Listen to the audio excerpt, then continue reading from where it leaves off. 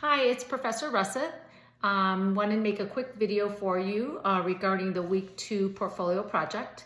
Hopefully you're doing really well. Week 1 was fun. It was fun getting to know everyone, but wanted to make you feel more comfortable regarding week 2, so wanted to go over a few things.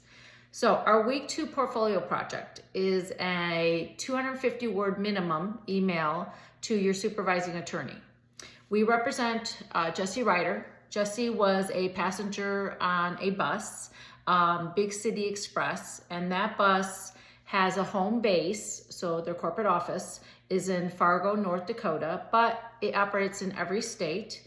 And that bus was traveling across states to Washington, D.C. When it collided, though, didn't even get out of the state of North Dakota, but it collided with We Haul It, which is a rental company, and it was driven by Ron Renter. So I have all my facts, by the way, written down. You might see me kind of glancing at my paper. What I like to do, just so you know, is I like to print some stuff off. You don't have to do that, but I have printed my project off and I have highlighted important parts of the facts.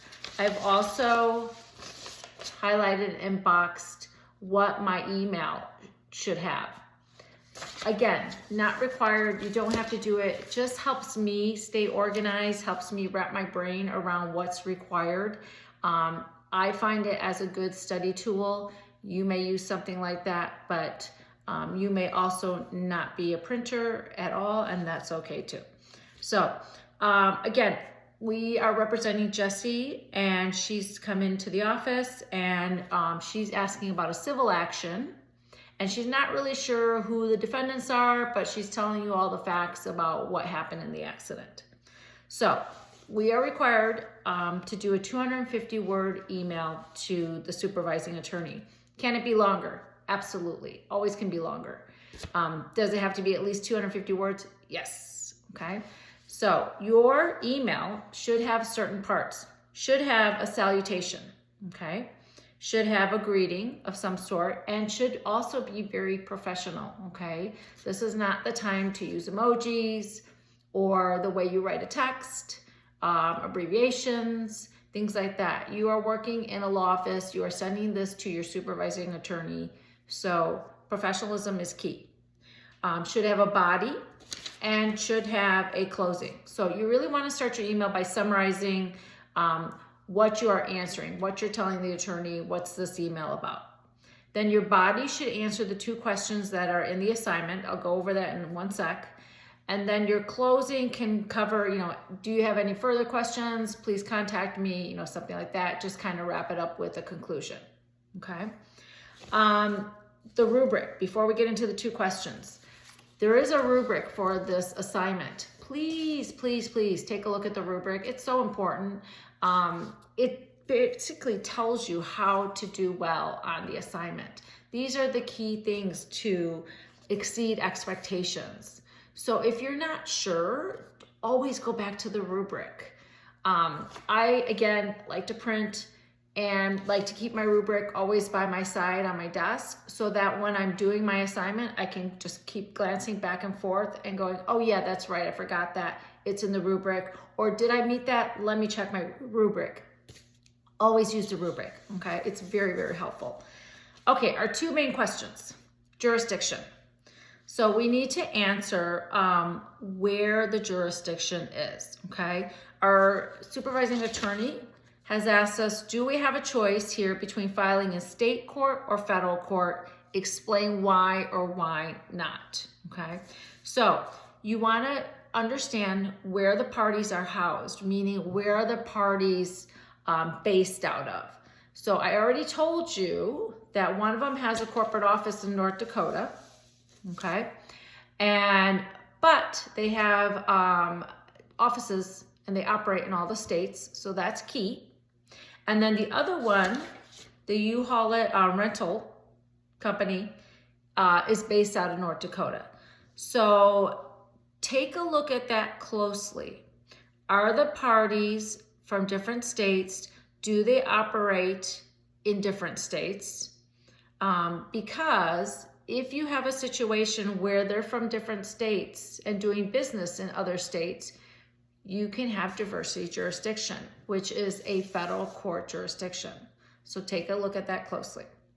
Or is this a case where everyone's just housed in the same state, we do business in the same state, and we just stick to North Dakota? If so, then you have state court jurisdiction. Also, is there a federal cause of action that might give you federal jurisdiction? Or is this just a state cause of action?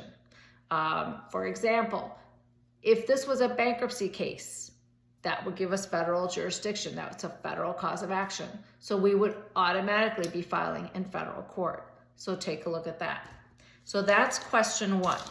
Question 2, is it possible there are multiple defendants we could sue in this case? Please identify all possible defendants and the cause of action that we could use to sue each of them. Again, I'm just grabbing this information from the assignment. I've highlighted it so I know what my 2 questions are. Take a look at the defendants. I think it's pretty clear that there's more than one. The question is, how many are there? Well, let's think about it. There's the driver of the moving truck. There's the owner of the moving truck. There's Big City Bus. So even though Jesse's in Big City Bus, can we sue Big City Bus? Probably. So there's the owner of Big City Bus and anyone else you might think of. So sounds like there's definitely going to be more than one defendant. That's super important. The reason is that you want to make sure you include all defendants. In real life, you will often come across where you have more than one defendant. One defendant may not have deep pockets, which means like if you sue them and receive some type of award, they can't pay it. So if you have another defendant that you also win against and is found liable, and they have deeper pockets, then you try to recover your damages against that defendant. So always important to include everybody. Now, they might point fingers at each other and say, I'm not at fault, it's your fault, or you're more at fault than I am, and that's okay. They're gonna settle that between themselves, or it might actually get settled also in the case, but long as you bring everybody in, at least you will have everybody part of the lawsuit. That I think is probably it. I'm sure there's something I'm probably missing or that you probably have a question about. Please feel free to contact me. I'm super, super approachable.